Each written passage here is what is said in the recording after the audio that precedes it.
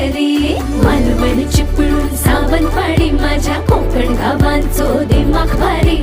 दिसते भारी गणपतीची स्वारी माझ्या कोकणा वाटे तुम्ही वलवा गाडी. धमाधमान हाका गाडी माझ्या कोकणचो रस्तो नागमोडी. कारी येवा वशी येवा नाही तर सुसाट आगीन गाडी. मुंबई पुण्याचे रस्ते सोडा माझ्या कोकणा वाटे तुम्ही